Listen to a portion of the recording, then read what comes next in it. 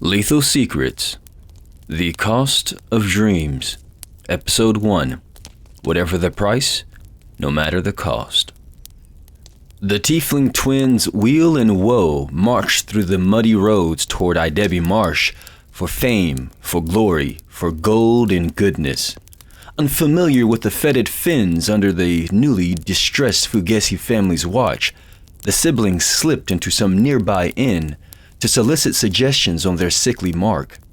They quipped with the innkeeper before averting their gaze toward a peculiar drow of gray lavender complexion, a skin paled from their people's legacy leagues beneath sunlit surfaces. This drow, Estelle, pored over scrolls and thanked some handy half-elf named Hiri, who helped the locals. Some banter broke between them before Estelle was greeted by two outsiders who were far more foreign than the Tiefling twins. Confusion descended, and a squabble shattered the fragile group relations before a blast of shrapnel buffeted our Byronic travelers to diffuse a decidedly dangerous miscommunication between the Fae, Bryn, and the Help, Hiri. The fight fizzled and the group refocused. The two outsiders, a Shadar Kai named Thavelin and an Eladrin named Bryn, became the conductor and caboose for our crew's trek toward the Fugesi estate. Estelle rapped her knuckles against the door, and some puny page permitted them entry once they doffed their weapons, shields, and shoes. The equerry queried their business before noting the welcome urgency that tarred Estelle and Thavelin, who both desperately demanded to see Master Lunaki about his ailing child. Wheel, dismissive of this quest's efficacy, considered the stout kid already killed by whatever disease choked her flame.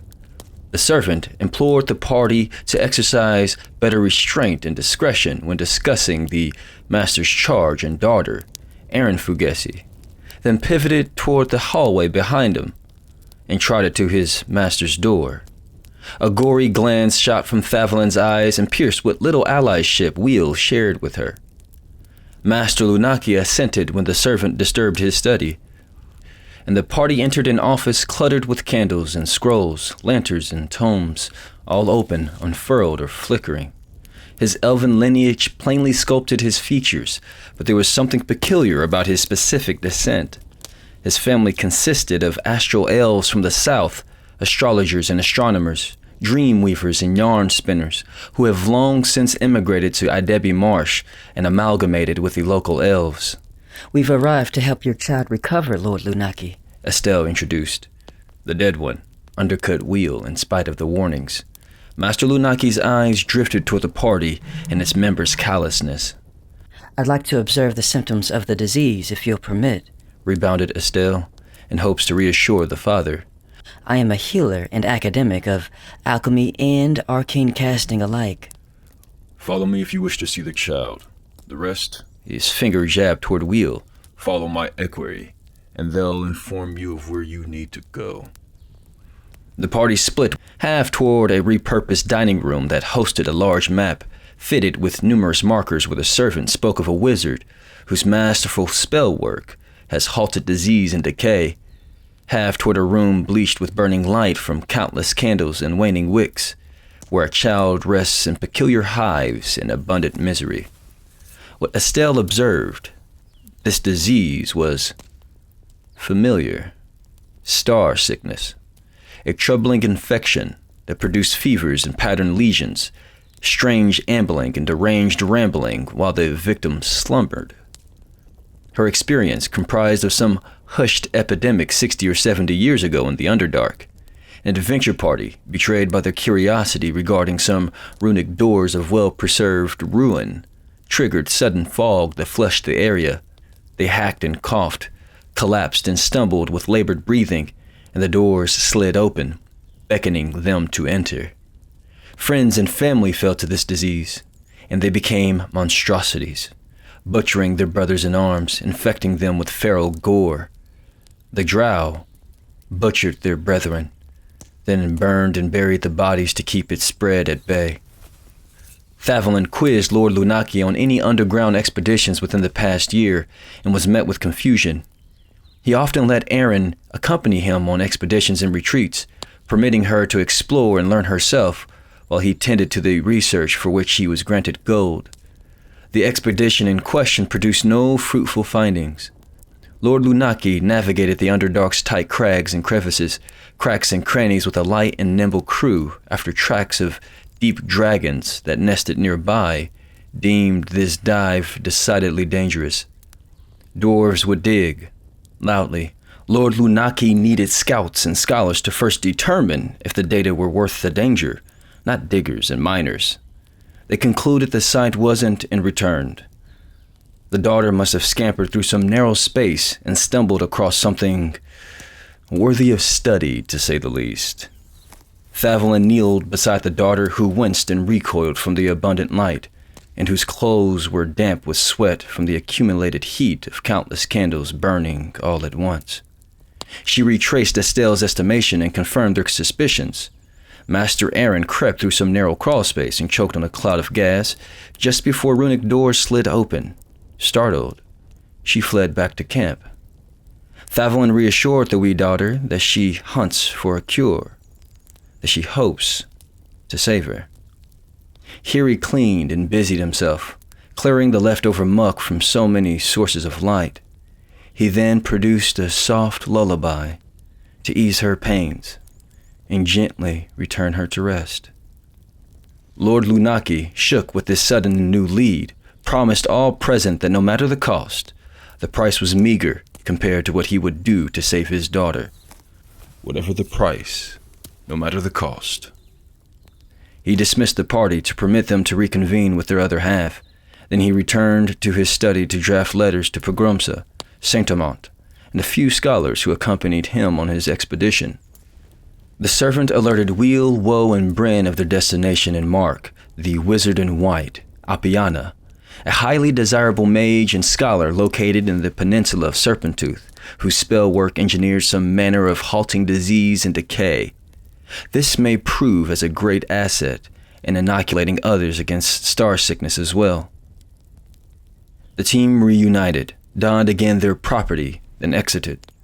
Thavelin commented on the delight she felt to see another shadow fellow in Idebi Marsh, and the servant to whom she referred echoed that the delight was seeing another shadow fellow be a friend. Vudizaka Chichepek Okapa. Whispered the page in Undercommon. Good luck, Otarpa. If you fail, she will fail. Thavelin departed with a slight bow. Her forefinger lightly tapped her forehead before it arced toward the servant, who responded in kind before gently shutting the door. Outside, the party bickered and bantered before Thavelin drew a blade, suggesting Wheel hold his tongue and never again mock a dying child and her distressed father. A sword of shadow and flame erupted from Wheel's hand and pointed toward Thavelin's throat.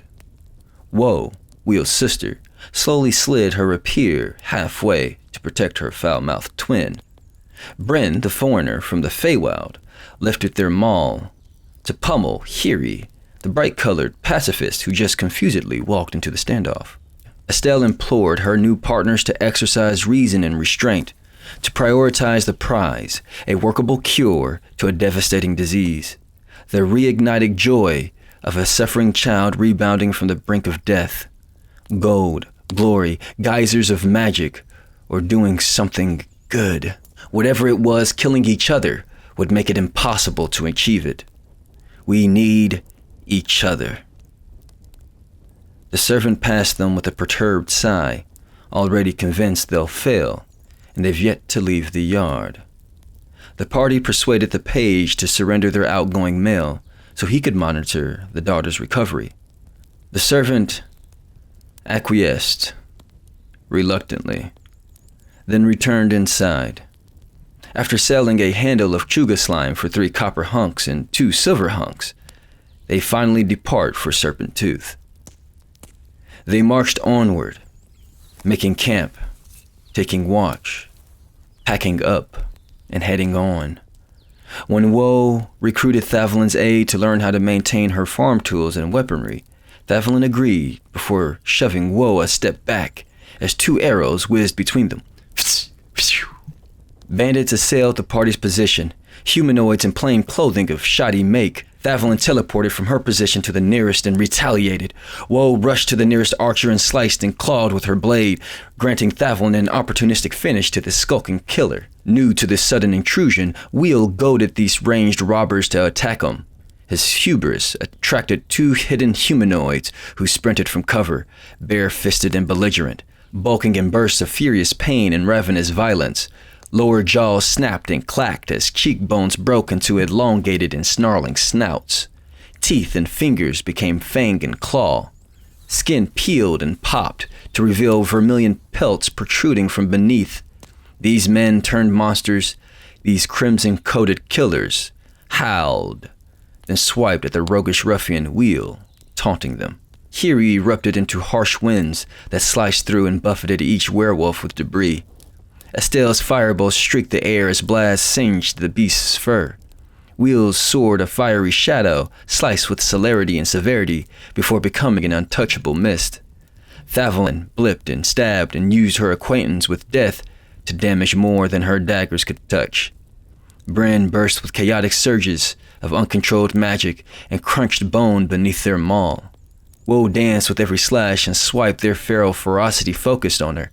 And when the pack of werewolves attempted to flee, Woe began the hunt by pinning one to the ground with a perfectly placed arrow. Thavelin took steady aim and released an arrow that pierced through the eye and occipital lobe of a werewolf who turned to crunch the neck of Bryn, killing it instantly. Wheel blasted another monstrosity that sought to lunge in the heavily obscured woods just beyond to hide, and felled it with exquisite mastery. Panting its last breaths from Woe's woeful weapon attacks, the werewolf crumpled under the fatal force of the Eladrin Bryn's brutal blow with her maul.